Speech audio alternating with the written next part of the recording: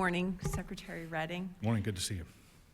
Nice to see you as well. So Act 27 of 2021, sponsored by Representative Barb Gleim, and which I sponsored here in the Senate, was a crucial piece of legislation to allow so many of our local farms who have engaged in the agritourism industry to continue operating without the fear of no-fault lawsuits hanging over their heads. At the height of the COVID-19 pandemic, many of these pick-your-own or corn maze businesses would have shuttered their doors due to fear of spreading the disease and the lawsuits that could arise as a result of that. And at a time when it was crucial for people to get outside to stay healthy, it was critical to keep these businesses up and running with limited liability. My colleagues and I attempted to offer this level of protection to a variety of industry areas who were simply caught up in the middle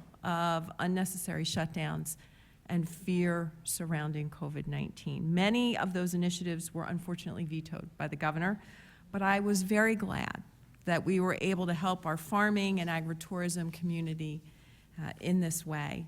Do you have any updates on what you are hearing from these agritourism businesses on how they're doing since the passage of Act 27? Yeah, Senator, thank you, for the support on agritourism. What we have heard is a thank you to us, right? I think there's a lot of folks who are, one, they feel like they're being recognized and their work is validated by the agritourism legislation, and recognizing it's critical to, as you note, both their viability, but also the benefits that it's provided to the local community. So all of that has been good feedback. I don't have specific numbers, but it has come up so frequently around the state of, one, acknowledgement, and two, they're also seeing where they can participate with us, right? So in the PA Preferred program, where they see fitting into some of the DCED tourism initiatives, where they want us to go relative to sort of crops and activities. So I think it's all the things that we were hoping it would be, right, to make sure that that piece is going to be part of this business plan, as we talked about earlier, for a lot of these producers. And the final point would be just the USDA's work, and there was a census done showing the continued increase in income and the critical part of the income for farms from agri-attainment and agritourism.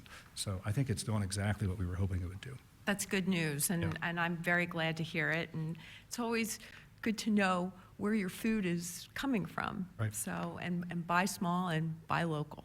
Yes. Mr. Secretary, I would also respectfully request a meeting with you, along with the chairs of the Senate Agriculture and Rural Affairs Committee and the Senate Law and Justice Committee before your department takes any further action with the Liquor Control Board related to CBD. Would like to get something on the books with you in the near future. Yeah, absolutely. Well, let's do it. Yeah. That I'll would just be say great. it's gotten increasingly complicated in the last 2 weeks, but we can talk about what that looks like. I think that would be very beneficial. And I think the last thing that I would like to say to you is to follow up on the gentlelady, the chair of the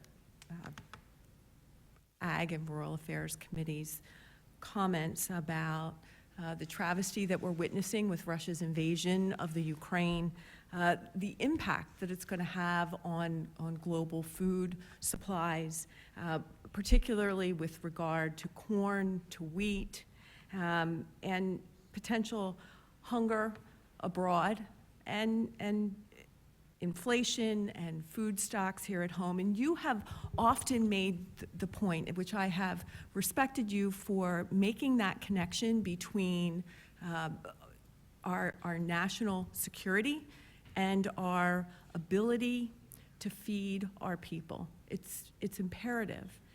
But I think one of the things, as you are engaging with this administration and you are working at the national level, to remember is that natural gas is a key ingredient in the process that's used to make nitrogen-based fertilizers, which are used on, as you well know, a range of crops, particularly corn and wheat. And that natural gas accounts for 75% to 90% of the operating costs in the production of nitrogen that's used to make this fertilizer. And one of the things we are seeing is that fertilizer prices, they are soaring as the cost of natural gas is increasing. And I would just say that energy independence not only impacts how we heat our homes, how we power our vehicles, how we turn on the lights in our buildings, but it also impacts the ability to make that bread to feed our people. And that's something I hope that you will carry with you to this administration and to the administration in Washington, D.C.